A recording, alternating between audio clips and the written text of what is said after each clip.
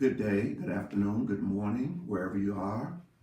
I am Lee Adams, and you're listening to the Adams Report. It is based upon scripture that comes from Isaiah 53, verse 1.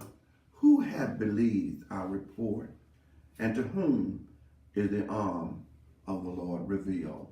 We're located in the BVS Gospel Net Studios at 515 South Main Street in the city of West Memphis, state of Arkansas, US of A. We're broadcasting here, but our voice is designed to be heard nationwide, worldwide, as well as universal. Wherever a signal can be sent and a signal can be heard, we want you to tune us in, whether it's on planet Earth, planet Mars, Pluto, Uranus, or wherever there is a signal to be received. We want to thank you on today for tuning us in. We have been on hiatus for a little while due to some things that needed to be technically straightened out to bring you the best programming. And I want to thank God for our co-owners, Dr. Bruce Smith and co-owner, the lady that we call Dr. Victoria Smith, two individuals, two God-fearing individuals who have been given this command and mandate from the Lord to go into all of the world and preach the gospel. And so we want to thank God for them on today. And you can tune us in at bvsgospelnet.com. I want to say today that there has been much transpiring since the last time that we met. And I want to speak to you from a subject that is very near and very dear to my heart and to the hearts of over 1,200 families who have been affected by an event, a tragedy that had occurred at the Galilee cemetery in Memphis, Tennessee. But before we get into all of that, I want to let you know that I feel like I am eminently and certainly qualified, certified to speak on this subject, not only because I have family members that are buried at Galilee Cemetery, but I feel like because of my present and past expertise as an ordained minister of the gospel, that provides me with a lot of insight into the heart of people and into the practices of cemeteries and funeral homes, which I have had the opportunity to bury loved ones, to facilitate their homegoing ceremonies, not only family members and loved ones, but friends and neighbors as well. In addition, because of my qualifications, and I'm not trying to beat myself on the chest on this, but I am certified teacher, instructor. I received a bachelor's degree from what is now known as University of Memphis, but then was Memphis State University in the area of secondary education. I also want to tell you that I taught in the Memphis City Schools as an instructor. I received certification in dealing with and working with special needs children. And I retired from Memphis City Schools as a special needs instructor. And so I understand the heart not only of those who are not in a position to really fend for themselves, but for the parents and loved ones who have to provide that care for them. I also want to tell you that religiously educated, through Jacksonville Theological Seminary with a Master of Religious Arts in Christian Education, and also a doctorate of ministry from Jacksonville Theological Seminary. Also, I serve presently on the board of directors for the Revelation Message Bible College, which is the undergraduate arm of Jacksonville Theological Seminary of Jacksonville, Florida. I want to let you know that I have been a long-time pastor, not only in Tennessee, where I reside, but Arkansas as well, where I presently pastor. And I also pastored both churches, Tennessee and Arkansas, for over 10 years. I performed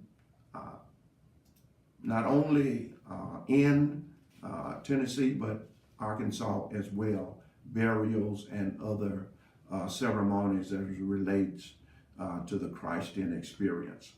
I also want to tell you that I have presently, I've been vice moderator of East Arkansas District Association, and I served as moderator for the East Arkansas District Association, and a tenure of over 18 years as vice moderator and moderator.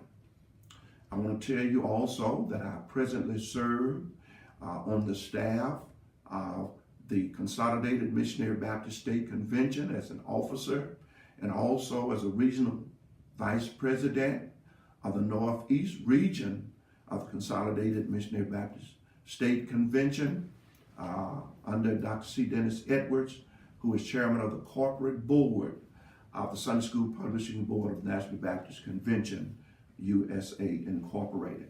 And I feel, even though I'm not a lawyer, I feel that there are some issues that need to be brought to the forefront of this case that is so vital to the hearts and minds and to the spiritual well-being of over 1,200 families, not just 1,200 family members, but the family members of over 1,200 who were affected by what went on at Galilee Cemetery.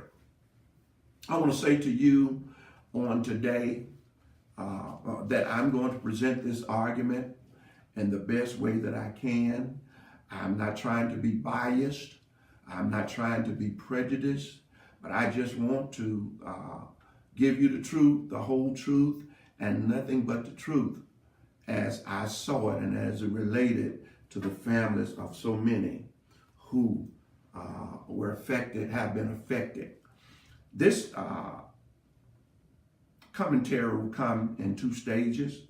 The first stage will deal with the presentation of testimonies and what was said and how it was said.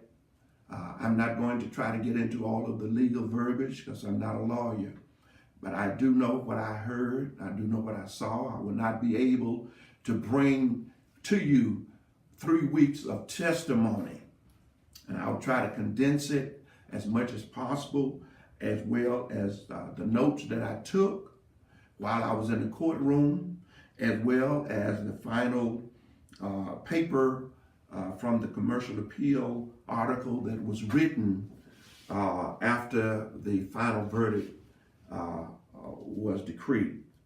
But I just want to say to you, all of this could have been avoided if there had been a lot more cooperation between the funeral homes and so many of all of the families that are involved.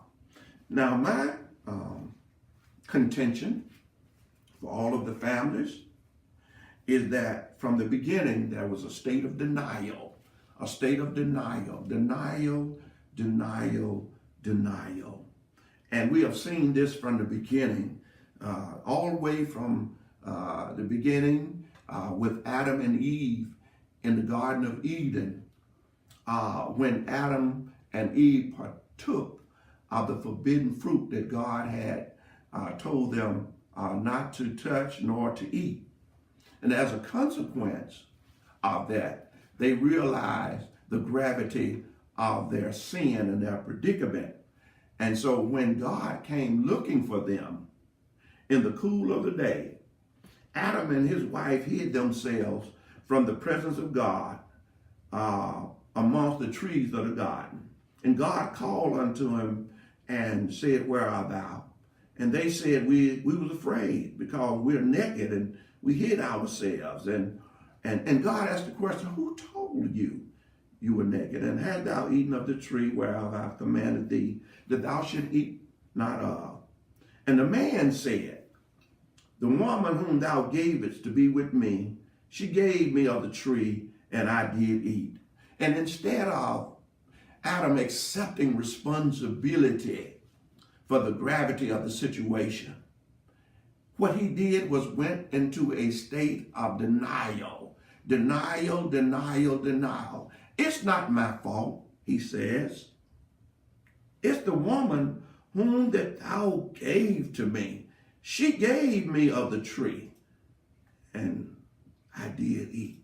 She gave me of the tree, and I did eat. And the Lord God said unto the woman, what is this that thou hast done? And the woman said, the serpent beguiled me, and I did eat. And so now we have denial on the part of Adam, and now we have a denial on the part of the woman. And when God looked at the serpent, no doubt, although it's not recorded, I'm sure God, is not my fault. Actually, if you hadn't planted that tree and put that fruit in it, if you had just made it a tree that was ugly, and if you had made a tree that bore fruit that was ugly, and that wasn't good and pleasant for the eye to look at, I guarantee you it would have been a different outcome. Everybody is absolving themselves of responsibility. It's the same thing that went on with the funeral directors at Galilee in this trial. It's not our responsibility. It's all on Galilee, the cemetery. It's all on the state. We had nothing to do with that. And I don't know why they are trying to hold us responsible for something that Galilee did and the state did. I want to tell you today that we're going to look at all of the entities. We want to look at the cemetery. We want to look at Galilee. We want to look at the state. But I want to tell you one thing, that if the funeral homes and the directors and staff and whoever the owners are would just have admitted that they had some liability in this, then we would not have to wait almost 5 years later to go to trial. But everything that we tried to present to them, it was always a denial, denial, denial, even to the point of objecting all the way to the state Supreme Court of Tennessee. And each step of the way, they were rebuffed and said, yes, you do have responsibility. And so let us look. What I want to do is let you know that this lawsuit, this would not have gotten out in the open. And I want to thank the attorneys for our case. I want to thank the Cochran firm. I want to thank the Manus firm. I want to thank the Morgan and Morgan firm and all of the lead attorneys who helped to present this case. And I know I won't be able to call everybody's name, but I want to say thanks to all of you.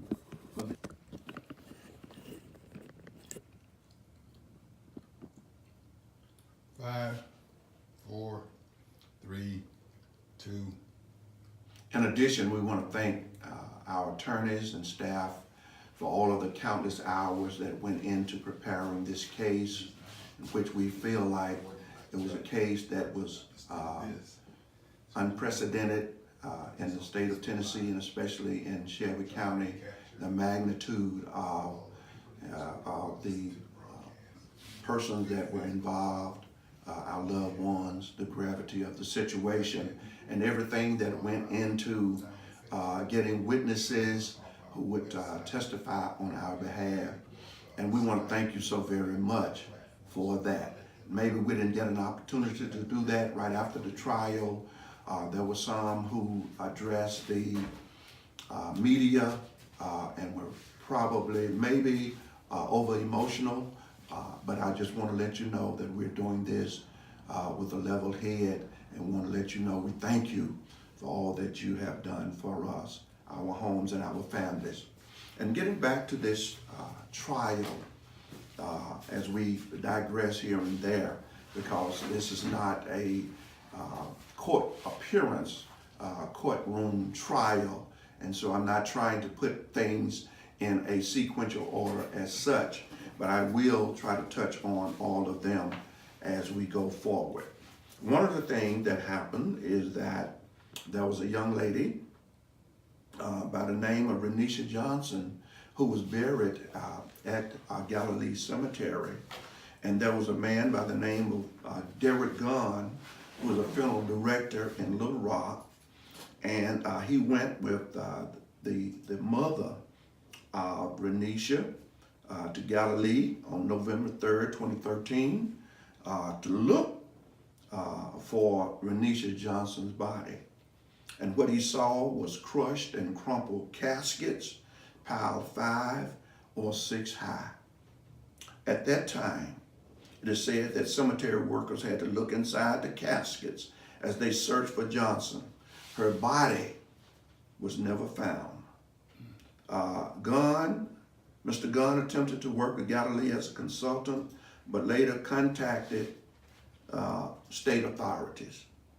And this was in 2013. And so from 2013 to 2015, whatever went on continued to go on. And in 2015, cemetery owner Jamal Lambert entered an Alford plea to criminal charges of mishandling bodies and theft, which included burying caskets on adjacent property not owned by the cemetery. And he was sentenced to 10 years probation. We will get back to Mr. Lambert in a minute. But let us look at what, as I took up, because many of our family members took turns coming to the courtroom because it only seated so many family members. And so in order to allow everybody an opportunity to hear what was going on, we devoted several days of our time. But as the case went on, I made it my business to try to be there every day to hear what was being said. But on the 11th of September, there was testimony that took place regarding a plan to fix this Renisha Johnson's problem. And a plan was hatched out for $60,000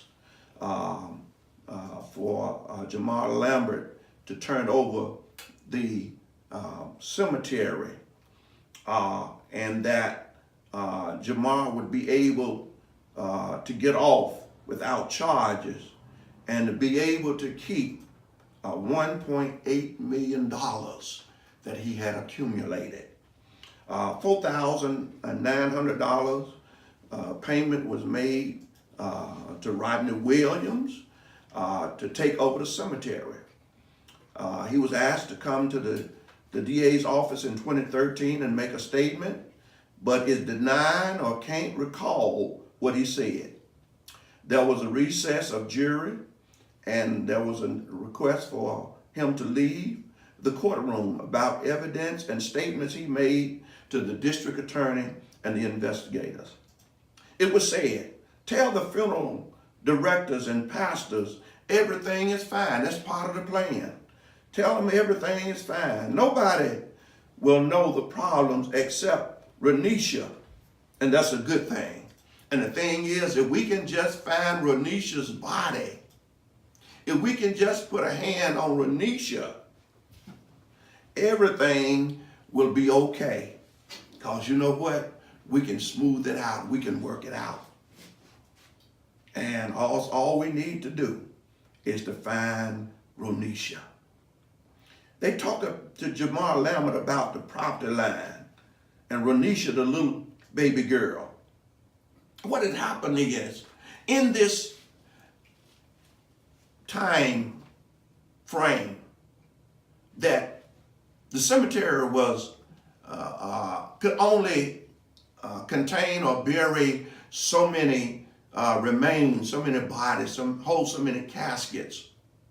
And so Mr. Lambert understood that if his property ran out, that basically unless he found other property to continue the cemetery, that he would be essentially out of business.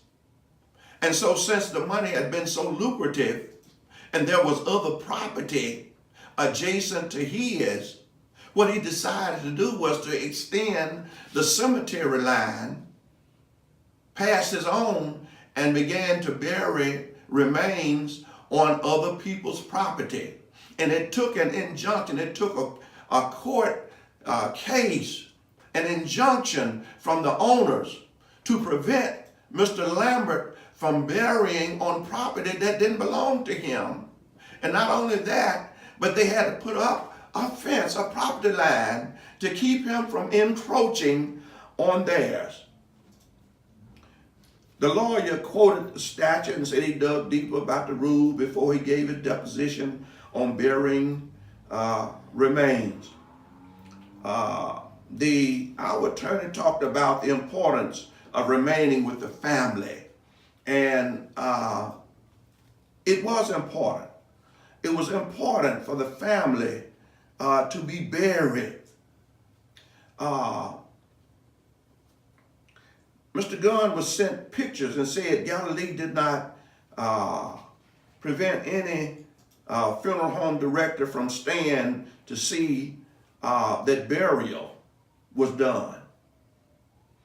In other words, the funeral home directors are saying, well, you know, we brought them out there, but we really didn't have any responsibility other than getting them to the cemetery. And it's the cemetery's responsibility to make sure that they are buried, even though they are licensed funeral home directors. Mr. LaRon Jackson, I will be referring to him quite a bit. He's a Christian funeral director. Was asked, what does he tell the public for them to pick Christian funeral home?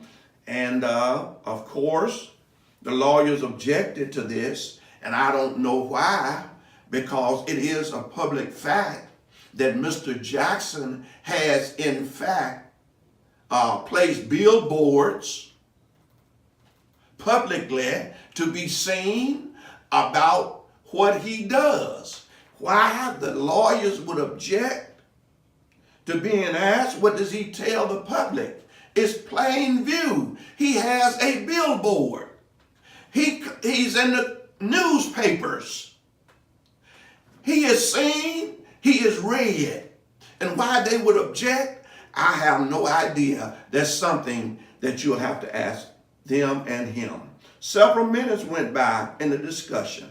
It was asked, is it important for funeral directors to be caring? He said, yes. Is it important for funeral directors to have a mission statement? Yes. Is it important for the funeral directors to know the grave site? He said, not so. It comes by case situations. But I want to let you know, my brothers, my sisters, my friends, even my enemies, that it's important, because if the funeral home director doesn't know where a grave is, How can we say factually that there is a grave? I don't know how you cannot feel that's not important. And that's one of the gist of the question about responsibility. He can say it all he wants to about it's not our responsibility, it's the funeral homes. But if you put on your statement about burying, I think you need to know where a family is being buried. Not just take it to a pavilion area and say this is it, and then leave and say, family, thank you for putting your trust in us. Will you now return to your automobiles? He says a case-by-case situation. He said, yes, the family should have confidence and trust in us. But he is not responsible when the grave diggers show up. Says he's done with it. He's done with it. That's what he told the jury. That's what he told us. He's done with it. He said it depends on the volume of business. Says he stays if families ask him to stay. Not once has he suggested to us that you can stay. But he makes the statement, return to your cars. Return. Not if you want to. Return to your cars is an imperative sentence. It states a command or request with the subject being you. You return to your cars. You are requested, you are commanded to return, not if you want to, but do that. Attorney asked him if he had obligation to see family members buried.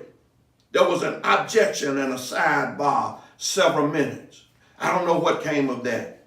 Does the funeral home director have an obligation to tell family members they can say? He said, no, we don't have an obligation to tell them. How do we know? We're depending on the funeral home director to lead and guide us into every phase and every step, from the moment that he takes control of the body until the moment it is properly disposed of. That is our assumption. And if the assumption is wrong, I believe that person who has the expertise in that area ought to be able to clarify that situation. Does the licensed funeral director's responsibility end at the gate? He says yes. Then there was a break, 2 o'clock session. Started with a sidebar conversation that lasted 10 to 15 minutes. We don't know what that was about. Licensed funeral home directors can mandate regulation of a cemetery. Can you mandate it? We're not saying they mandate anything, but we're saying that they are working with the cemetery, and there ought to be some mutual agreement between the funeral home and the cemetery about the do's and the don'ts. There's a difference between we get this or get out. He said, listen, if they tell us to leave, we have to leave because that's their property. But I say that anybody who has an interest in what's going on with the family ought to be able to advocate for the family. We're not out there to cause a disturbance. We're not out there to cause a ruckus or be civilly disobedient. All we're out there is to make sure that the last experience that we have is a loving and a pleasant experience, not to find out later on that that's not the case. Do you have no obligation to see the body put in the ground properly? He said, yes, no obligation. No obligation, buried to see if property was in line. I don't have that obligation. It doesn't bother me.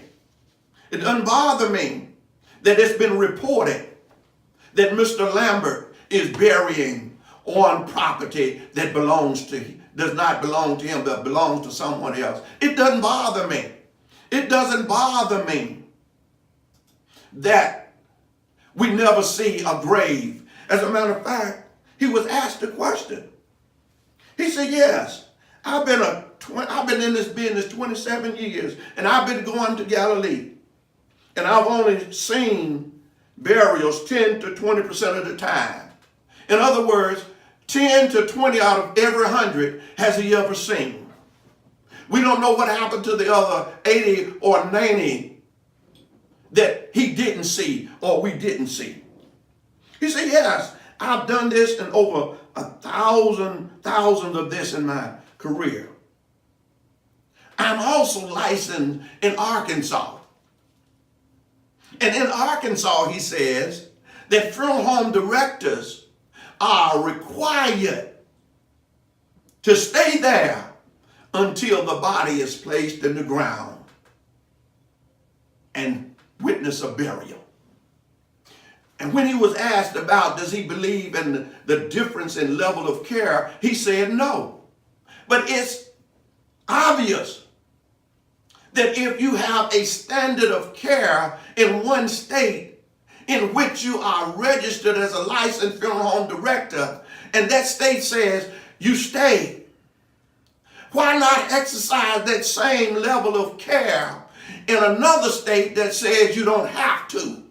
But for the peace of mind of the families in the state that says you don't have to, wouldn't it make better sense? Wouldn't it say that I've gone far and above the standard that the state requires because I care for your family, I care for your loved one, and I want them to see the same level of care demonstrated to them that's what's been mandated in the state of Arkansas. But he says my service ends at the committal. He said this new procedure started about 10 years ago when you bring the casket to a pavilion and put it on a bier, and he does what he does. Yes, it started then. Why did it start then? Because Mr. Lambert saw an opportunity to use those gray areas he was talking about earlier. There are some gray areas. He saw the opportunity and he took advantage of it. But I want to let you know that the cemetery only had so much space to begin with. And those are the people who buried week after week, buried month after month, and year after year.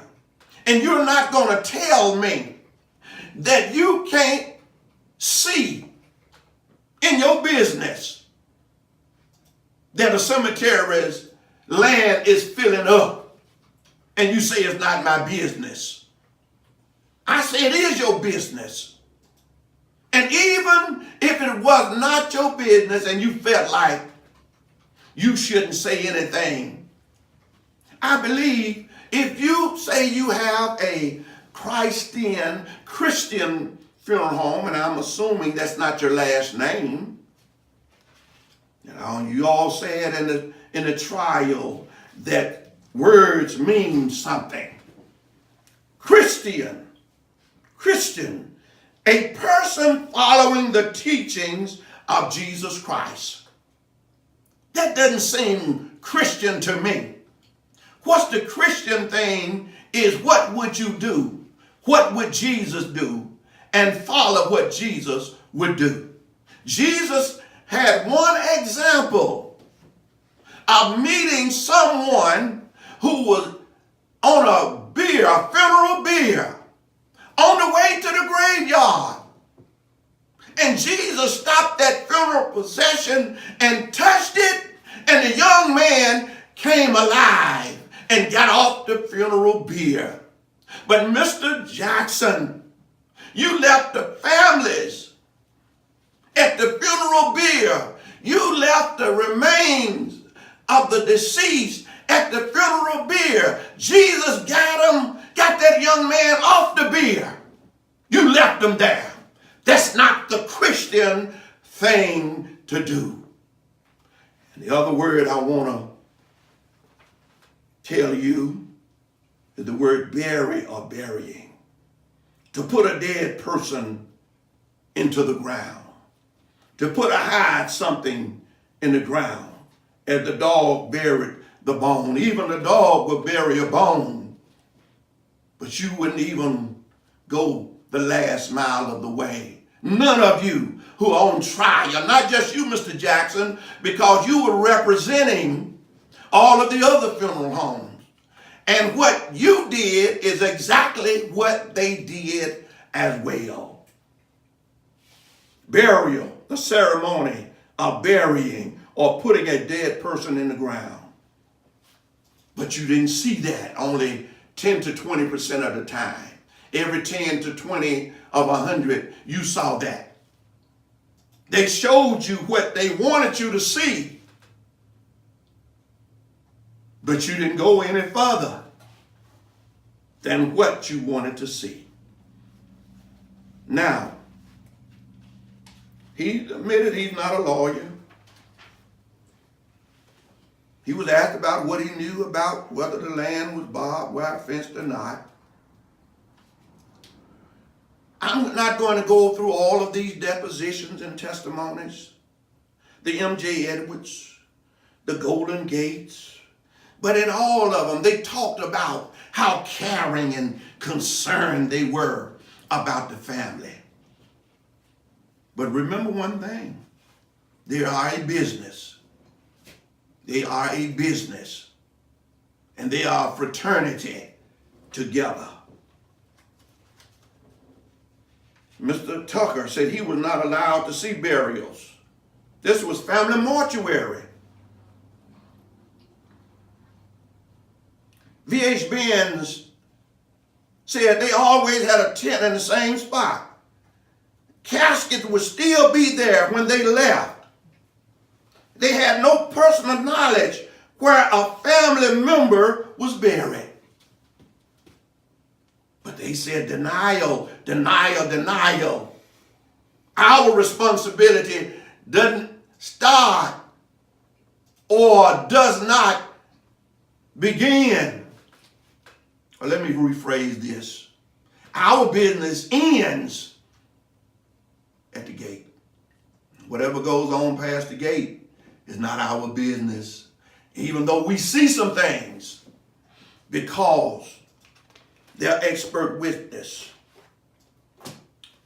Mrs. Smith, Millington Funeral Home, said she's been in the business for many years. Many years.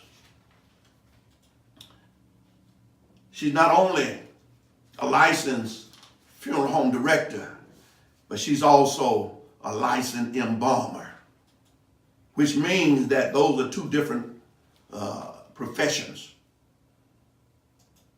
Not only does she act as a director, but she's an embalmer. So she goes to the other funeral homes, or the other funeral homes send the remains to her. I don't know what the arrangement is. But I can tell you this. When I was coaching, whenever something went wrong, whenever there was a rumor of something, being coaches, we heard it in our coaching circles. When we heard something about allegations, when we heard something as it related to eligibility issues, or something that related to misconduct, whether a team or a coach got into a fight or whatever it was, we knew about it. We heard about it in our coaching clinics, and we were coached about things to avoid. And you're not going to tell me, Ms. Smith, that in your interaction with other funeral directors who were not embalmers, that you all did not talk about the situation. and you were put on the stand as an expert witness.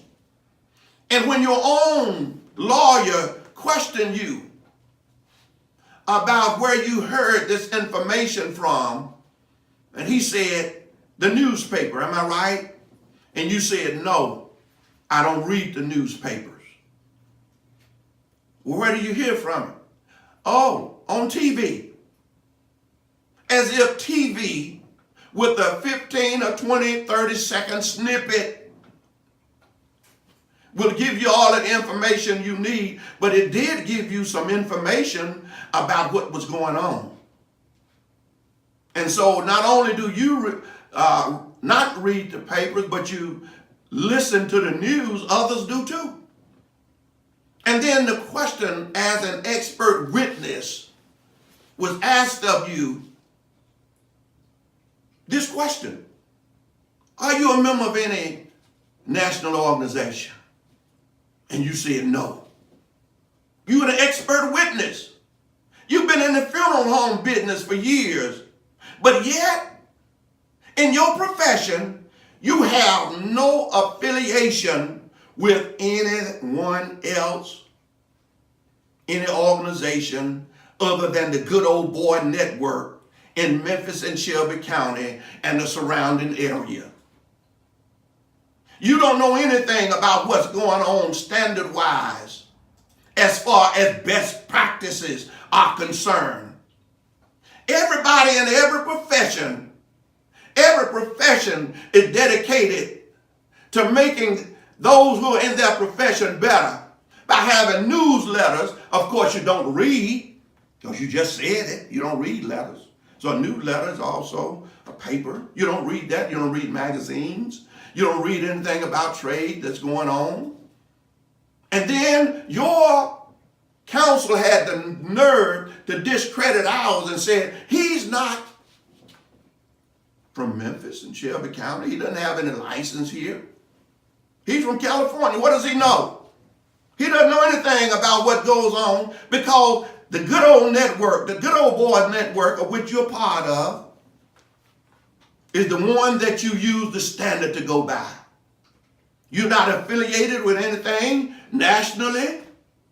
So whatever you have to say never gets published.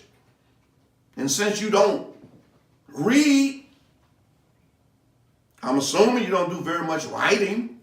And because of the fact that you're not affiliated with anyone nationally in anything, how then can those who are nationally affiliated know what you're doing?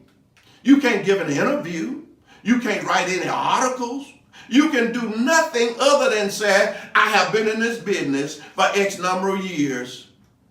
And that's your expertise. And that's not good enough. I want to tell you, our witness is an expert witness. He came from California. He knows California standards. He knows national standards. And it does not take someone to be licensed in Tennessee to know Tennessee standards.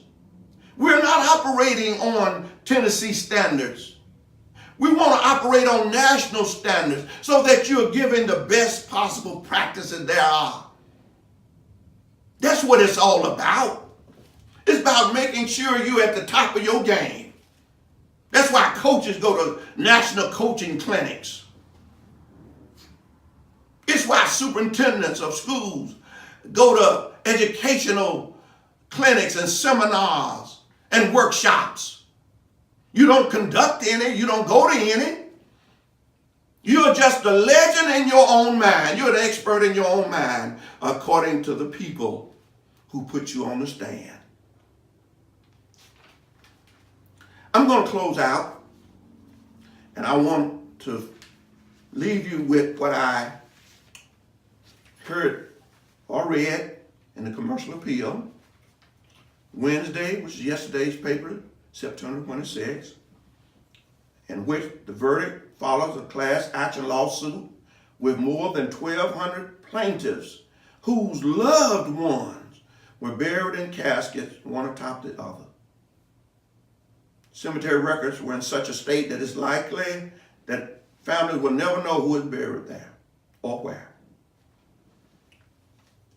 Mr. Brent Taylor, a witness for the defense, he's quoted in bold letters. I don't believe they violated any standard of care for funeral directors. What standard of care? Certainly not in Arkansas, because they didn't bury in Arkansas, but there's a standard of care in neighboring. And I want to tell you that Arkansas uses Shelby County as part of its demographics. Shelby County uses Crittenden County, Arkansas, in part of its demographics. So there is this parallel. There is a standard of care. And it's better to err on the side of the high standard than it is on the low standard. So I don't believe they violated any standard of care for funeral directors. Funeral directors, by not staying to the last shovel of dirt was placed on the grave. Normally, the funeral director leaves with the family. Number one, nobody has ever asked them to stay. No family has ever asked anybody to stay. Most families don't stay until the last shovel of dirt is placed on the grave. But families will stay until they see at least one shovel of dirt placed on the grave. And if there is no visibility of a grave, and you testify, those of you, that there were lines outside the cemetery for at least an hour waiting to get in. How many of us can say, with all of those lines, an hour's wait of lines, I cannot testify that I saw that many graves had been dug and mounds of dirt piled up at Galilee Cemetery. Because once, as they say, out of sight, out of mind. And that's what it was. Out of sight, out of mind. It didn't happen. We're not asking about the last shovel. We only ask about to see one shovel. And you can't have one shovel without a grave. He said, oh no, you gotta wait. No. Because, backhoes will cause some problems out there. Well, I want to let you know, you don't need a backhoe to cover a grave. The first backhoe that we ever used and still using is a shovel. And you already said it now. They didn't violate because they don't have to stay to the last shovel of dirt. And that's all you need, a shovel. You don't need a backhoe. You can get something like a John Deere tractor that you mow yard with and put just a little blade on it and push the dirt over it and be through. You don't have to have an elaborate 10-ton backhoe tearing up stuff. And by the way, you said, Mr. Taylor, that you did 2 burials. You have a funeral home.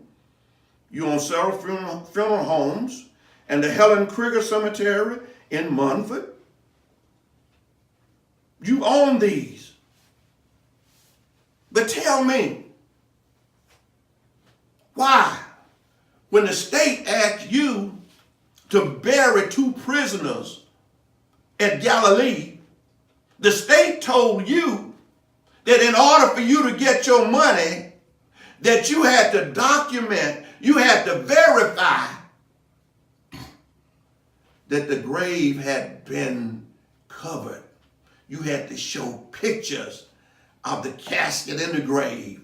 You had to show shoveling. You had to show it was covered up. And you want to talk about it's the state's fault? Why didn't you follow state standards if you want to quote what the state, if the state requires that for prisoners, for men who have died in prison, and they say, if you want to be paid, show me. But here we are as family members. We have paid you, and you said, my responsibility ends at the gate.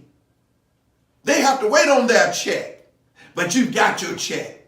And not only that, but when we paid you, you made a check out to the funeral home for a grave. You made a check out to the funeral home for the opening and the closing of that grave. I think that the family, for peace of mind, ought to have seen a grave. They should have seen an open grave. They should have seen some dirt somewhere. And not to leave it on a pavilion at a beer and say, that's it. But I want to tell you, there was mishandling. And I want to apologize to our lawyers, because we could have done a lot more to help them. Because in the case of one of my loved ones, Billy Hudson, when we got to the gate, it wasn't the cemetery owner, but it was the cemetery workers, the grave diggers, who, by the way, don't have to have any kind of certification in opening and closing a grave or digging a grave. But they said, it's too muddy. Just leave him right here. And so we took our loved one out of behind the hearse, put it on the side of the grave, where all the other graves, on the side of the road, and left him. And we drove off. And they say, we're not guilty of mishandling any remains. What is it? You can't make it to the pavilion and put it on a bier where it normally goes. But you said, we'll do what they say. And they said, leave him on the side of the road. But you don't have any responsibility for it. Is that the Christian thing to do? Is that what Jesus would do? If you didn't, even if you suspected something, there is a law that says for children, for abuse, even if you don't know there's abuse, and you suspect there's abuse, call the proper authorities. You said there were rumors. If there are rumors where there is smoke, sooner or later there will be fire. You could have called. You could have come by. Even if you didn't want to identify, you could have said the funeral directors in the city, we want you to know, Memphis Ministers Association, we're not saying that there is. But perhaps you could caution your members that they may want to reconsider where they're burying their loved one, but they didn't do that. They could have asked the association or pastors or any group to reconsider. And they wouldn't have been saying it directly to the families. But that information could have been communicated through the churches, through the pastors, and through other organizations to take a second look. But they didn't. My brothers and sisters, it's clear.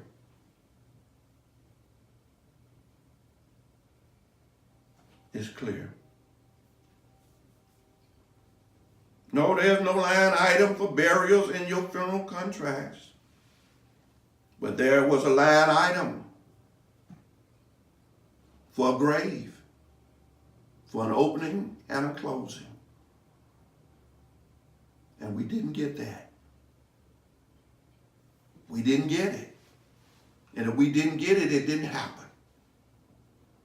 Where's the money?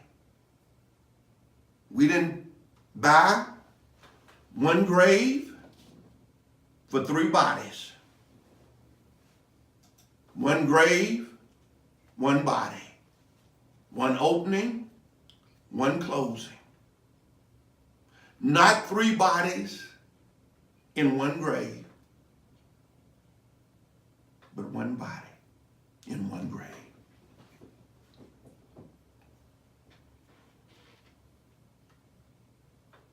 My friends, I'm closing now. And I want to let you know that I look at this in terms of the funeral home having responsibility. In order for a fire to burn, it must have fuel. And the fire would not have gotten out of control if the cemetery didn't have fuel to put on the fire. The cemetery fire would have gone out. But the funeral homes and directors kept supplying the fuel for the fire. And that fire got out of control. Not because they had anything to do with controlling it. Because if it had not, that one person been looking for a loved one would not have come to this. Another thing we want to say is that Mr. Lambert was like a raging bull in a china shop. Mr. Lambert may have owned the china shop. He was the bull. And everything that was brought to the china shop, that raging bull wrecked. But you deny you have any responsibility for the raging bull. But you do have responsibility to keep the china out of the raging bull's china shop.